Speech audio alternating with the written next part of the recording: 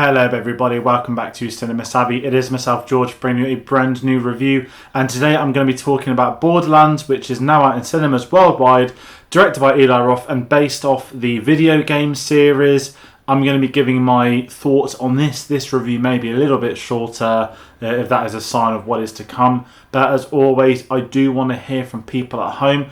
Actually, a little bit more on this one compared to a few others, only because I have no background to this adaptation. I've never played the games. I literally know the cover art, nothing else. So I'm really curious to hear from Borderlands fans or people that maybe played the games, because I went in blind taking this in as a film knowing it's based off a game of sorts, so please do comment those. If you like this video, there's a few more new release reviews to come out. I did a triple bill. I saw Trap as well yesterday, so I'm going to upload that review tomorrow. I'm going to record it straight after this one, so that'll be much more positive. So there are new release reviews to come, a lot of TV. We've done so much TV recently. Our House of the Dragon season spoiler review is up, and we've got a little bit more short. So if you want to find out about other videos, perhaps see clips of other videos, head over to our social medias. That's Instagram, Twitter, Facebook, Letterboxd, and you can get all of those in the link in the description. But as I mentioned, I have no background to Borderlands, so my knowing of what to expect with this film was not much, really. The first trailer came out, it was shown at the cinema a few times. I think it was attached to Mad Max, and I'll be really blunt, I thought it looked terrible. But what I couldn't wrap my head around was how Cate Blanchett ended up being in this film. I really don't understand. I'm sure there's an interview somewhere. I wouldn't be surprised if maybe it's a game series that maybe one of her friends or family. You always see certain articles where they say they took a role because of this, which is always a sign of what is to come. But yeah, the trailers did nothing for me. There was no buzz. I heard no one talking about it. I saw a lot of posters on buses for it, but I didn't opt to go to the press screening. I thought, okay, it's out the same week as Trap. I'll do a double bill, get two new releases out of the way, and then the Raimi trilogy is back in cinemas, thankfully. So I made it a triple bill yesterday. It was a very long day. I started with Borderlands. I'm glad I started with it and didn't end with it, because I'm just going to be really to the point with this review. I'm not going to sit here, over elaborate, shout, scream, whinge, whatever. You know what a lot of these YouTube channels kind of do these days with stuff they dislike. I'm not going to spend 3 hours talking about something I didn't enjoy. I thought this was honestly terrible. I didn't have the expectations going in it was going to be good, but as with a lot of films, sometimes I go in with low expectations. I end up being entertained. I end up liking it a bit more. The film can be good, but with this, I honestly believe I've seen quite comfortably one of the worst films of the year, and that's really frustrating because it's not just 2 hours wasted. It's one of those where it kills me from a video game side of thing wanting to ever explore this franchise, if I'm really honest. I mentioned the marketing. I didn't care for the characters. I thought the direction was actually quite disgusting.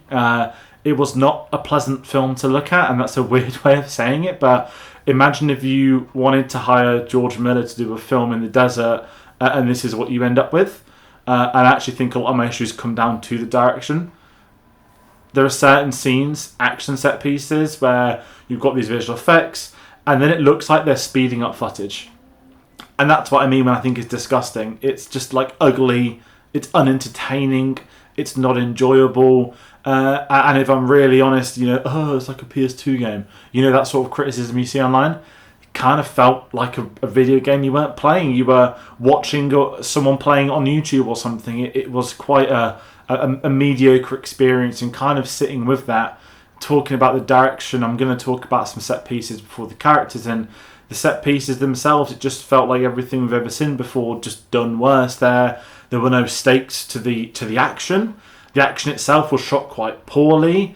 It didn't look enticing. It didn't look entertaining. The villains, the psychos they call them in this with the masks, they didn't feel threatening. It felt like if anyone's saying this is the end, when speaking of the King of the Cameos recently, not Jonah Hill, Channing Tatum is a gimp in it.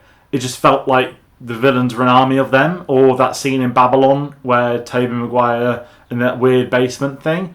It felt like that, and I just couldn't wait to leave. I even checked my phone halfway through to check the time. It wasn't even halfway through, I was gutted.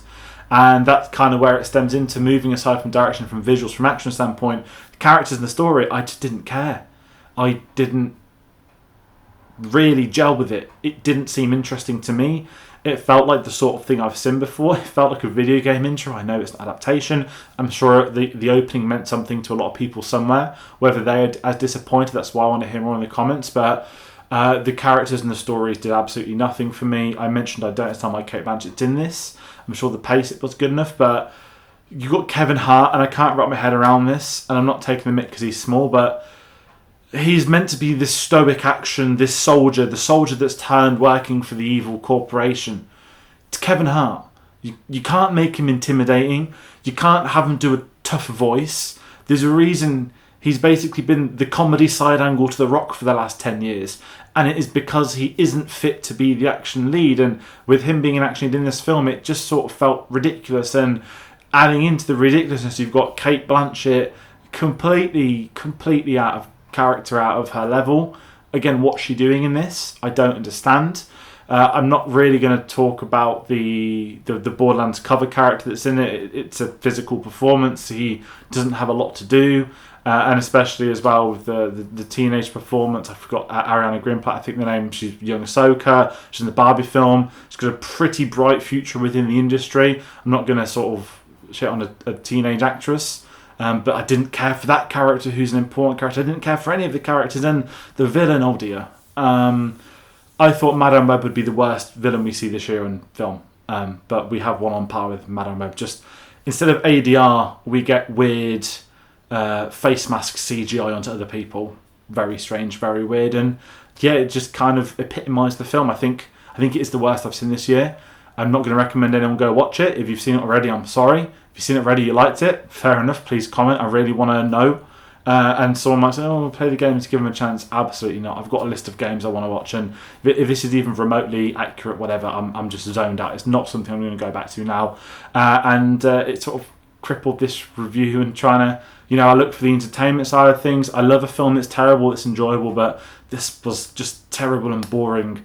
The worst type of film there can be is a terrible and boring film. Terrible but enjoyable, there's a lot to take away from it. Enjoyable but terrible, equally the same thing. So I'm waffling. I'm not going to extend this review for review's sake.